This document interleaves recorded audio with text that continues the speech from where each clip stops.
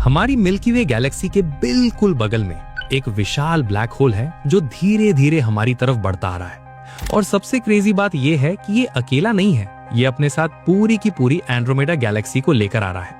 जी हाँ दोस्तों, मैं किसी साइंस फिक्शन मूवी की बात नहीं कर रहा हूँ, ये एक सच्चाई है जिसे साइंटिस्टों ने कंफर्म कर दिया है।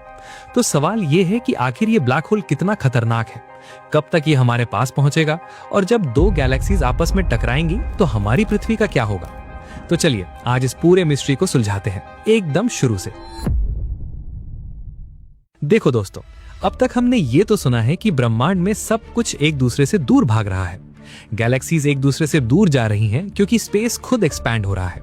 लेकिन एंड्रोमेडा गैलेक्सी इस नियम को तोड़ रही है, वो हमारी मिल्की वे की तरफ तेजी से आ रही है, और वो भी करीब 1,10,000 किलोमीटर प्रति घंटे की रफ्तार से।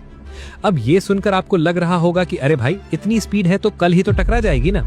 लेकिन यहाँ पर जो दूरी है वो इतनी ज्यादा है कि इस स्पीड से भी एंड्रोमेडा को हमारे पास पहुंचने में करीब 4 अरब साल लगेंगे। जी हाँ दोस्तों, 4 बिलियन ईयर्स। यानी कि अभी हमें घबराने की कोई जरूरत नहीं है, लेकिन फिर भी ये जानना बेहद जरूरी है कि आखिर होगा क्या जब ये दोनों गैलेक्सीज आपस में मिलेंगी। अब सबसे पहले तो ये समझते हैं कि आखिर एंड्रोमेडा हमारी तरफ आ क्यों रही है जबकि बाकी सभी गैलेक्सीज तो दूर भाग रही हैं। तो देखो दोस्तों, इसके पीछे का रीजन है ग्रेविटी। जितनी मैसिव कोई ऑब्जेक्ट होगा उतनी ज्यादा उसकी ग्रेविटेशनल पुल होगी। अब हमारी मिल्की वे गैलेक्सी और एंड्रोमेडा गैलेक्सी दोनों ही बहुत मैसिव हैं, और वो भी एक दूसरे के काफी करीब हैं।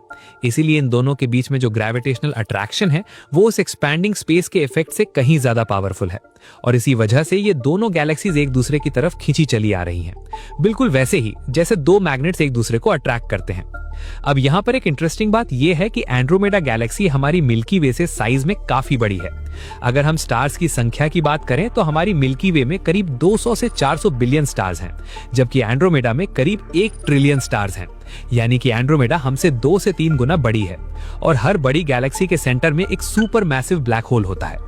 हमारी मिल्की वे के सेंटर में सैजिटेरियस ए स्टार नाम का ब्लैक होल है, जो हमारे सूरज से करीब 40 लाख गुना ज्यादा भारी है। लेकिन एंड्रोमेडा के सेंटर में जो ब्लैक होल है वो इससे भी कहीं ज्यादा मॉन्स्ट्रस है। उसका मास हमारे सन से करीब 10 से 20 करोड़ गुना ज्यादा है। जस्ट इमेजिन करो कितना विशाल होगा वो ब्लैक होल। अब आप सोच रहे होंगे कि भाई ये तो बहुत डरावना लग रहा है, इतना बड़ा ब्लैक होल हमारी तरफ आ रहा है तो क्या वो हमें निगल नहीं लेगा। तो देखो दोस्तों, यहाँ पर एक बहुत ही इंटरेस्टिंग साइंस है। जब दो गैलेक्सीज आपस में मर्ज होती हैं तो उसे हम गैलेक्टिक कोलिजन कहते हैं। लेकिन ये कोलिजन वैसा नहीं होता जैसा आप सोच रहे हो। इसमें गैलेक्सीज एक दूसरे से टकराकर धमाके के साथ नहीं फटती, बल्कि ये एक बहुत ही स्लो प्रोसेस है जिसमें दोनों गैलेक्सीज धीरे धीरे एक दूसरे में घुलती चली जाती हैं। और सबसे मजेदार बात यह है कि इस पूरे प्रोसेस में ज्यादातर स्टार्स एक दूसरे से टकराते तक नहीं हैं। अब आप सोच रहे होंगे कि भला ऐसा कैसे हो सकता है। तो देखो दोस्तों, इसकी वजह है स्पेस। गैलेक्सीज में स्टार्स के बीच की दूरी इतनी ज्यादा होती है कि जब दो गैलेक्सीज मर्ज होती हैं तो ज्यादातर स्टार्स एक दूसरे के बीच से बस निकल जाते हैं बिना किसी टक्कर के। इसे ऐसे समझो कि अगर हमारे सूरज को एक फुटबॉल के साइज का मान लो तो सबसे नजदीकी स्टार प्रोक्सिमा सेंटोरी करीब 6000 किलोमीटर दूर होगा। तो जब इतनी दूरी है तो टकराने का चांस बहुत कम हो जाता है। लेकिन इसका मतलब ये नहीं कि कुछ होगा ही नहीं। जब दो गैलेक्सीज मर्ज होंगी तो उनके बीच में ग्रेविटेशनल इंटरैक्शंस होंगे जो बहुत सारे नए स्टार्स को बनने के लिए ट्रिगर करेंगे।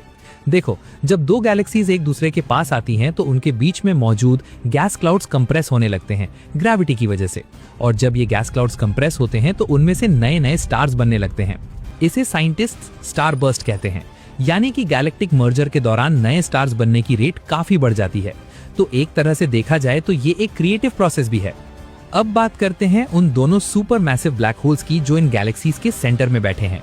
जब दो गैलेक्सीज मर्ज होती हैं तो उनके सेंटर में मौजूद ब्लैक होल्स भी एक दूसरे के करीब आने लगते हैं। शुरुआत में वो एक दूसरे के चारों ओर घूमने लगते हैं, बिल्कुल वैसे ही जैसे दो डांसर्स एक दूसरे के साथ डांस करते हैं, और फिर धीरे धीरे वो एक दूसरे के और भी करीब आते जाते हैं।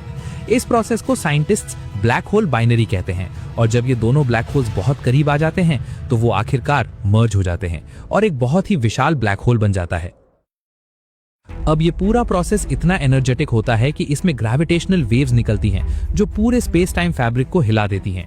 इन ग्रेविटेशनल वेव्स को डिटेक्ट करने के लिए हमारे पास लीगो और विर्गो जैसे डिटेक्टर्स हैं जो इन वेव्स को मेजर कर सकते हैं।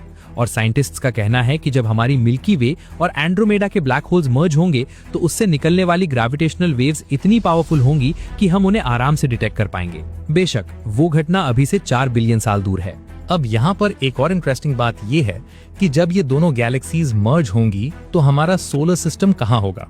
तो देखो दोस्तों, हमारा सोलर सिस्टम अभी मिल्की वे गैलेक्सी के एक आर्म में है जो सेंटर से करीब 26,000 लाइट ईयर्स दूर है। जब गैलेक्टिक मर्जर होगा तो सबसे ज्यादा एक्शन तो गैलेक्सी के सेंटर में होगा जहां ब्लैक होल्स हैं।